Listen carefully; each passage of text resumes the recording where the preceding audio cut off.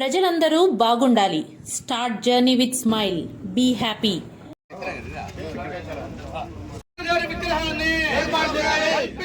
వెంకటగిరి పట్టణంలోని అన్ని అంబేద్కర్ విగ్రహాలకు రక్షణ కల్పించాలి. విధ్వంసం చేసిన దుర్మార్గులు వెంటనే అదే స్థానంలో అంబేద్కర్ విగ్రహాన్ని ప్రతిష్టాపన చేయాలి. అదే స్థానంలో అంబేద్కర్ విగ్రహాన్ని ప్రభుత్వమే స్వచ్ఛందంగా అంబేద్కర్ గారి విగ్రహాన్ని అంబేద్కర్ జోహార్ డాక్టర్ బిఆర్ అంబేద్కర్. జోహార్ డాక్టర్ బాబాసాహెబ్ అంబేద్కర్. జోహార్ డాక్టర్ బాబాసాహెబ్ అంబేద్కర్. 12వ తేదీ అర్ధరాత్రి తర్వాత అంటే 13వ తేదీ ఎన్నికలు ఉండగా 12వ తేదీ అర్ధరాత్రి దుర్మార్గంగా ఈ అడ్రోడ్డు సెంటర్లో ఉన్నటువంటి అంబేద్కర్ విగ్రహాన్ని తల నరికి ఈ సమాజానికి దుండగులు ఒక సవాల్ని ఇసిరారు. ప్రజాస్వామ్యం మీదనే ఒక దాడి చేశారు. ఎన్నికలు అనేటివి డాక్టర్ బాబాసాహెబ్ అంబేద్కర్ గారు రాజ్యాంగం ద్వారా మనకిచ్చినటువంటి ఆయుధాన్ని ఉపయోగించుకోకుండా చేయడానికి ఒక దుర్మార్గమైనటువంటి చర్యకు పాల్పడి సమాజానికి ఒక సవాల్ని ఇచ్చినటువంటి దుండగుల్ని ఈ రోజుకి కూడా పట్టుకోవడంలో కానీ, శిక్షించడంలో కానీ, గుర్తించడంలో కానీ, ప్రభుత్వం నుంచి స్పందనలో కానీ ఎలాంటి రాకుండా నిర్లక్ష్యం వహిస్తున్నారు. ఇది చాలా ఖండించదగ్గ విషయం. యావత్ దళిత జాతి కూడా దీన్ని తీవ్రంగా ఖండిస్తూ ఉన్నాం. అంతేకాకుండా ఆయన దళిత నాయకుడని ఎవరన్నా అనుకుంటే అది వాళ్ళ మూర్ఖత్వం. ఆయన జాతీయ నాయకుడు. ఈ జాతికి ఈరోజు మన ప్రభుత్వం నడుస్తూ ఉందన్నా, ప్రజాస్వామ్యంలో మనం ఉండామన్నా ఆయన చేసినటువంటి కృషి, ఆయన రాజ్యాంగం ద్వారా మనకిచ్చినటువంటి హక్కులు. కాకపోతే దళితులుగా ఆయన రక్త బాంధవులుగా ముందుగా దళిత వర్గాలకు చెందినటువంటి బహుజన వర్గాలకు చెందినటువంటి వాళ్ళము స్పందించడంలో ఆయన మా రక్త బంధువు కాబట్టి స్పందిస్తాం. కానీ ఈ రోజుకి ఇది కేవలం దళిత సమస్యగా తీసుకోరాదని ఈ సమాజానికి తెలియజేస్తాం. వెంకటగిరి ప్రజలందరూ కూడా ఎవరో ఒక లుచ్చ, ఒక దుర్మార్గుడు ఆ వెనకాలండి ఈ కార్యక్రమాన్ని నడిపిస్తే అతన్ని ఒక్కడనే నిందించుతాం. మీరందరూ కూడా వెంకటగిరి పట్టణ ప్రజలందరూ కూడా కానీ మిగతా కులాలన్నీ కూడా ఈ కార్యక్రమానికి సంఘీభావం తెలిసి దీన్ని ఖండిస్తారని కూడా మేము పిలుపునిస్తూ రేపు సోమవారం జరిగే చెలో వెంకటగిరి కార్యక్రమాన్ని దళితులు, గిరిజనులు, బహుజనులు, మేధావులు, విద్యార్థులు, యువకులు, వెంకటగిరి ప్రజానీకము, చుట్ల జిల్లా రాష్ట్ర వ్యాప్తంగా ఉన్నటువంటి అంబేద్కర్ వాదులందరూ కూడా స్పందించి ఈ కార్యక్రమాల్లో పాల్గొని విజయవంతం చేయాలని సందర్భంగా పిలుపునిస్తున్నాం. వెంకటగిరి పట్టణం, వెంకటగిరి నియోజకవర్గం అంటే ప్రజా ఉద్యమాలకి పురిటిగడ్డైనటువంటి ఈ ప్రాంతంలో భారత రాజ్యాంగ నిర్మాత బాబాసాహెబ్ అంబేద్కర్ యొక్క విగ్రహాన్ని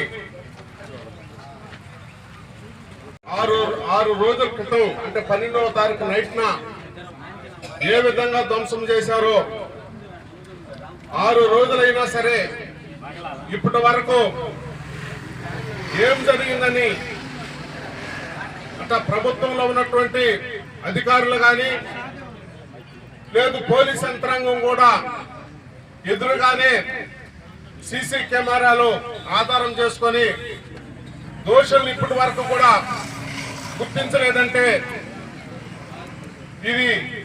ఈ సంఘటన దీనికి ఎవరు బాధ్యత వహించాలి? చాలా కష్టపడి ఈ యొక్క నిర్మాణం చేసినటువంటి సోదరులు ధనంజయ, రామకృష్ణన్న, చాలా మంది ఇక్కడ నర్సంలో అదే అంటే పేరు పేరున వాళ్ళకందరికీ నమస్కారాలు.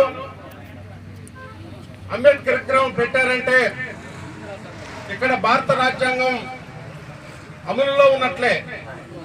అయితే ఇక్కడ నేను ఒక పార్టీలో ఉండి మాట్లాడలేదు కానీ నేను పార్టీలకు ఖచ్చితంగానే ఈరోజు మేమందరం కూడా తెలుగుదేశం పార్టీ ఎస్సీసీల నుంచి కానీ, జనసేన నుంచి కానీ, బహుజన సమాజ్ పార్టీ నుంచి కానీ, అంబేద్కర్ ధర్మ పోరాట సమితి నుంచి కానీ గద్దల ముని కానీ వివిధ ప్రజా సంఘాలు, కుల సంఘాలు, అభ్యుదయవాదులు అందరూ కూడా దాదాపుగా 5 రోజులుగా ఇక్కడ ఉద్యమాలు కొనసాగుతా ఉన్నాయి.